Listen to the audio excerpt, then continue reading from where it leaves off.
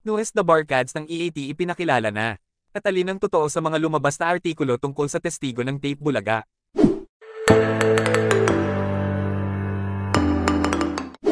Ipinakilala na kahapon ang pinakabagong The Barkads ng EAT na walang iba kundi ang isa sa kambal nila Aga Mulak at Charlene Gonzalez na si Atasha Mulak. Magandang balita ito at bongga ang pagpapakilala sa kanya. Ginawan muna ito ng kwento ng production staff ng EAT na inabangan ng mga The Barkads. Talagang magaling ang staff ng EAT, hindi agad nila ito ipinasok basta-basta, hindi gaya sa ibang programa na basta na lang ipapakilala ang isang bagong miyembro ng show nila nang walang excitement man lang sa manunood. Pinakilala siya bilang nakababatang kapatid ni Ellen sa segment ng DB5. At talaga naman nakakagulat na ganito pala ka-talented ang anak nila Aga at Charlene. Hindi natin gaanong nakikilala pa si Atasha, hindi siya exposed pa sa showbiz dahil naging tahimik ang buhay ng mga anak nila Aga at Charlene. Ang ganda din ng production number ni Tasha at ipinakita nito ang galing sa pagsasayaw na malamang namanan niya sa kanyang mga magulang. Nung una akala ko si Maha Salvador ang pumasok, magkahawig sila at magkasing katawan at parehas ng magaling sumayaw. Pero nang maipakita na ang mukha ni Tasha ay medyo hawig din nga kay Maha talaga. Napakaganda rin niya naman ng mana sa ina.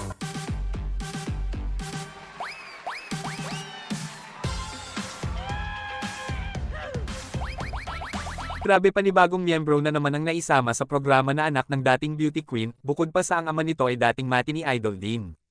Bukod pa dyan ay singer din pala itong si Atasha dahil may ipapalabas na single ito under Viva Records bago matapos ang September. Kasama din siya sa pag-compose ng kanta. Bata pa lang pala ay nais na nitong maging artista.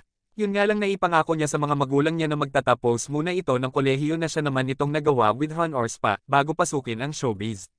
Grabe, beauty, brains and talent meron ang anak nila Aga at Charlene. Ibang klase talaga pumili ang EAT nang makakasama nila sa programa. Nakakatuwa din na ang EAT ang pinagkatiwalaan nila Aga at Charlene na siyang mag-launch ng career na kanilang anak. Di naman may kikaila na parehas na taga-ABS-CBN sina Aga at Charlene dati. Pero mas pinili nila na sa EAT ito mapasama. Marahil ay iba talaga ang tingin at respeto nila sa TVJ. Alam nila na madaming matututunan ang kanilang anak sa ilalim ng paggabay ng TVJ. Ilan na bang artista ang napasikat ng TVJ sa kanilang programa? Bukod sa mahahasa pa ng husto ang talento nito sa pag-awit, dancing at hosting. Alam naman natin na mga magagaling na kompositor at manunulat ng awit ang TVJ, isama pa dyan si Ai Segura. Isa din si Ai sa mga naturuan ng TVJ sa pag-awit at paggigitara. Kaya't siguradong hindi ito papabayaan ng TVJ sa hangarin nitong maging isang singer. Kaya aabangan naman natin ngayon ang pagkanta nito sa EAT. Bukod pa dyan ay hindi rin ito isinasara ang ideya na sumali sa beauty pageant. At andyan naman si Paulo Ballesteros upang siya ay mag-abayan. Isa sa mga dating staff ng Eat Bulaga noong anden pa sila ay naging beauty title holder sa tulong din ni Paulo. Kumpleto rekado ang napasukan ni Atasha. Sana nga ay magtagumpay ito ng husto kagaya ng kanyang mga magulang. At magaling din ang mga ito sa pagpili ng hahawak sa career ng kanilang anak. Tabog na naman ang ratings nito. Samantalang ang kabilang programa naman ay namumuluntoy na at napabalita pang mababawasan ang araw ng pasok ng kanilang mga hosts. Tulag din si Atasha at game na game. Mukha din mabilis makapick up sa mga jokes dahil nga sa matalino ito. Paniguradong ilang buwan lang ay makikita na natin ang pagbabago nito. Sana ay mag-guest din sa EAT ang parents nito na sina Aga at Charlene balang araw. Ibang klase talaga gumawa ng ingay at pakulo ang production staff ng EAT. Pagmula sa simpleng AI sa computer ay nakagawa ng kwento at saya. Nakapagpakilala ng bagong ka-The Barkads at bagong kapananabikan. Halatang pinag-iisipan ng bawat hakbang nila sa show. Hindi gaya ng iba na abang-abang na lang ng gagayahin. Gawa-gawa ng kwento at kontrobersya para lang mapansin sila. Samantalang ang EAT ay tahimik lang at nag-iisip upang lalo pang mapaganda ang show. Mabuhay kayo TVJ at production staff. Talagang kayo ang number 1 sa noontime show.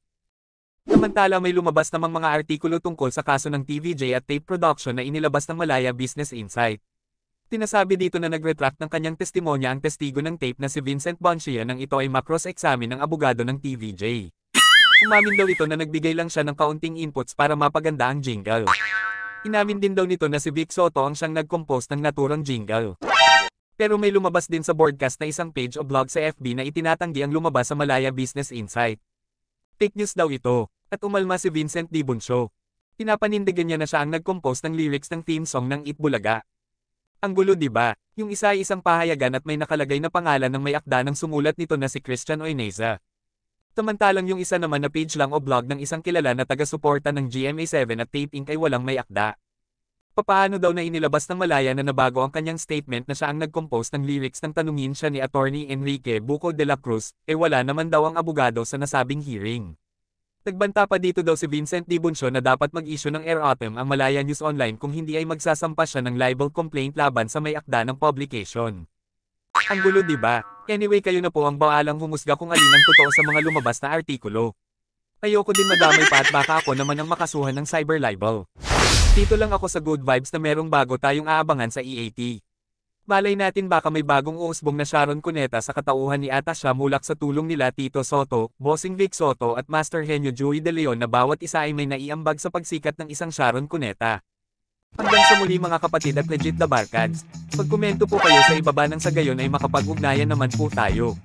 Huwag niyo pong kalimutan na mag-like, subscribe at click niyo na din po ang notification bell upang ma-update po kayo kung meron akong bagong video. Thanks for watching.